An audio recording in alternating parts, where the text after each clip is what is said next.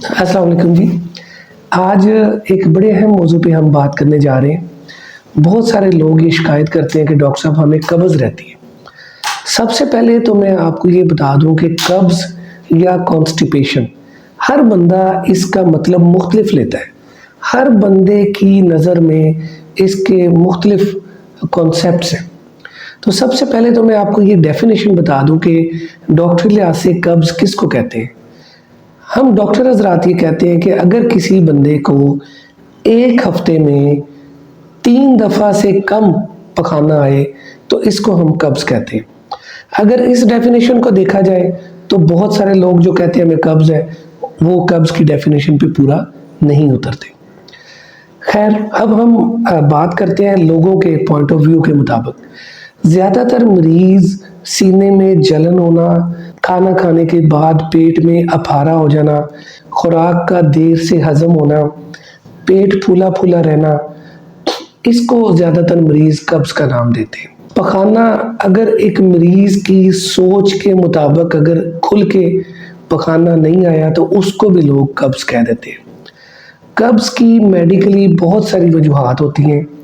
कुछ medical causes हैं, कुछ सर्जिकल कॉजेज़ हैं।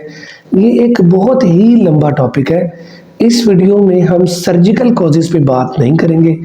ब्रीफली मैं आपको बता देता हूँ कि खुदा न खास्ता ऐसे मरीज़ जिनकी अपेंडिक्स जिनकी फट जाए या अंतड़ियों में टाइफाइड की वजह से अंतड़ियों में सुराख हो जाए, अंतड़ियों में टीबी की वजह से सुराख हो जाए, तो ऐसे मरीज़ों का पेट बिल्कुल सख्त हो जाता है जिसमें बहुत ज़्यादा दर्द डेवलप हो जाती है। इसको हमारे सर्जन कहते हैं एब्सोल्यूट कॉन्स्टिपेशन, यानी अंतड़ियों का निज़ाम बिल्कुल रुक गया, ना हवा खारिज हो रही है ना पखाना खारिज हो रहा है। लेकिन ये वो कॉजेज़ हैं जिनका इलाज ऑपरेशन के ज़रिए होता है। हम इस टॉपिक पे आज बात नहीं करेंगे। हम आज बात करेंगे मेडिकल कॉजेज़ पे। तो मेडिकल कॉजेज़ पे बात करते वक्त मैं आपको ये समझाना चाहता हूँ कि बेसिकली कब्ज़ होती क्यों है। देखिए, हमारे मुंह से खाना हज़म होने का अमल शुरू हो जाता है। हम दांतों के ज़रिए अपने खाने को चबाते हैं। कुछ हमारे एंजाइम्स मुंह से ही खाने को हज़म करने का प्रोसेस शुरू कर देते हैं। खाना अगर अच्छी तरह चबा के पेस्ट टाइप बना के फिर निगला जाए तो हाजमा बेहतर होता है। फिर आ जाता है हमारे मैदे में ग्राइंडिंग का अमल। अगर हमारा मैदा ठीक है, हमें कोई मैदे का अल्सर नहीं है, मैदे में बहुत ज़्यादा तेज़ाबियत नहीं है, किसी वजह से मैदे की हरकत स्लो नहीं है, तो फिर मैदा ठीक ग्राइंड करेगा फूड को, ग्राइंड करके और हाजमे का 20% प्रोसेस कंप्लीट करके अंतड़ियों में भेज देगा।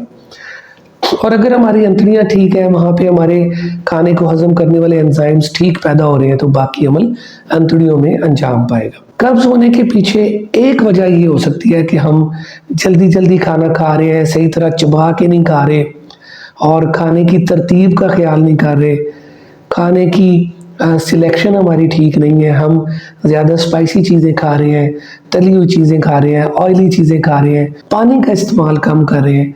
ये सारी वजूहात हो सकती है जिसकी वजह से हमें कब्ज़ हो सकती है। अगर आप ये चाहते हैं कि अगर आपको कब्ज़ का मसला है और आप चाहते हैं कि आप इसे बगैर दवाई के ठीक करें, तो सबसे पहली बात यह है कि अपनी हाइड्रेशन का ख्याल करें। पखाना नॉर्मल आने के लिए अच्छी मिकदार में पानी की ज़रूरत होती है। तो एक नॉर्मल एडल्ट बंदे को 1.5 से 2 लीटर पानी एक दिन में लाजमी कंज्यूम करना चाहिए। दूसरा, अपनी प्लेट में हमेशा फाइबर को जगह दें। आमतौर पे हमारी प्लेट में रोटी, सालन या चावल ही होते हैं, फाइबर ना होने के बराबर होते हैं। तो डॉक्टरी लिहाज से हेल्दी डाइट हम इसको कहते हैं कि आपकी प्लेट का निसफ हिस्सा, उसमें कम से कम आपके निसफ हिस्से में ग्रीन सैलेड, बॉइल्ड वेजिटेबल्स या फ्रूट्स, ये चीज़ें लाजमी होनी चाहिए। इनसे क्या होता है कि आपके जिस्म में एंटीऑक्सीडेंट्स, फाइबर, विटामिन्स, ये चीज़ें भी जाती हैं। और प्लेट के 50% हिस्से में रोटी, सालन या चावल होने चाहिए। और दूसरी बात कि खाना खाने के फ़ौरन बाद दूध वाली चाय का इस्तेमाल ना करें। मैं क्योंकि पाकिस्तान में प्रैक्टिस करता हूँ तो यहाँ पे तो ट्रेंड है कि खाने के फ़ौरन बाद दूध वाली चाय लाजमी इस्तेमाल होती है। तो बेसिकली खाने के बाद कहवा लेना चाहिए, जिसे हम हर्बल टीज़ भी कहते हैं। दूध वाली चाय का वक्फा खाने से कम 1-1.5 घंटे का ज़रूर होना चाहिए। अब आपको हमने खाने पीने में बता दिया कि आपकी प्लेट में, आपकी खुराक में फ़ाइबर का इस्तेमाल लाजमी होना चाहिए। दूसरी बात यह कि हमारे इलाके में हांडी पकाने के लिए बहुत ज़्यादा मिर्च, मसाले और ऑयल का इस्तेमाल होता है, तो ये चीज़ें भी तेज़ाबियत और कब्ज़ का बाइस बनती है। तो बेहतर ये है कि आप अपनी खाना पकाने के लिए मिर्च, मसाले और ऑयल का इस्तेमाल कम करें और दुनिया की तरह स्टिर फ्राइड वेजिटेबल्स या बॉइल्ड वेजिटेबल्स या खाने को स्टीम करके बना के उसके ऊपर फिर ऑलिव ऑयल स्प्रिंकल करके खाने की हैबिट हम डेवलप कर सकते हैं। सैलेड के ज़्यादा यूज़ की हैबिट डेवलप कर सकते हैं। तीसरे नंबर पे बात आ जाती है कि कुछ दवाइयाँ ऐसी होती हैं जो हमारे हाजमे के निज़ाम को ख़राब करती हैं। मसलन मेटफॉर्मिन एक दवाई है जो शुगर के मरीज़ अक्सर खा रहे होते हैं। अब मेटफॉर्मिन एक बड़ी सेफ मेडिकेशन है, लेकिन इसका मैदे के और अंतड़ियों के ऊपर साइड इफ़ेक्ट बड़ा कॉमन है। ये गैस और बदहज़मी और तेज़ाबियत की अलामतें पैदा कर सकती है। ऐसे लोग जो दर्द की दवाइयाँ अक्सर खाते रहते हैं, उनका हाजमा भी डिस्टर्ब रहता है, जिसकी वजह से उन्हें कब्ज़ की शिकायत हो जाती है। कुछ लोग ऐसे सिरप इस्तेमाल करते हैं मैदे की जलन को ठीक करने के लिए, जिनमें एल्यूमिनियम कंपाउंड होते हैं।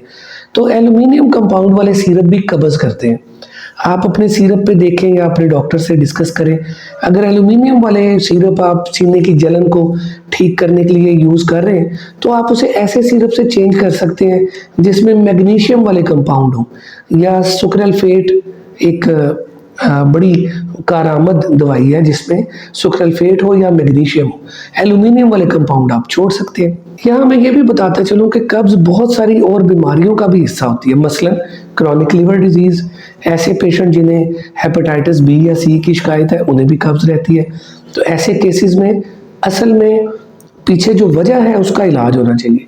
यानी हेपेटाइटिस बी और सी का वायरस अगर आपके टेस्टों के मुताबिक, पीसीआर के मुताबिक एक्टिव है, तो बेसिकली उसका इलाज होने से ये कब्ज़ ठीक होगी। आर्जी तौर पे आपका डॉक्टर आपकी अलामत के मुताबिक दवाई तजवीज़ करेगा कि आपको कब्ज़ की कौन सी दवाई लेनी चाहिए।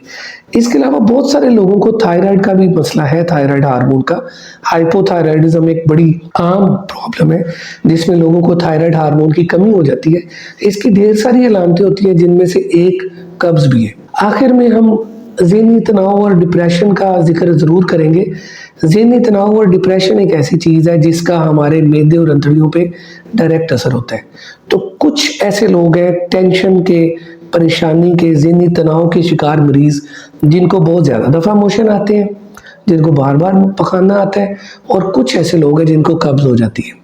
तो अगर आपको कब्ज़ के साथ साथ ऐसी कोई अलामत आ रही हैं, तो आप अपने मुआलिज के साथ डिस्कस करके डॉक्टर के मशवरे के मुताबिक उसका इलाज करें। ओवरऑल इंस्ट्रक्शन यही है मेरी कि पानी का ज़्यादा इस्तेमाल करें, सिगरेट नोशी से बचें, अपने खाने में स्पाइसेस को और ऑयल को कम करें, फ्राइड आइटम्स का रुझान कम रखें, फिज़िकल एक्टिविटी अपनाएं, 30 to 40 मिनट्स की तेज़ पैदल वॉक या कोई भी जिस्मानी वर्जिश वगैरह।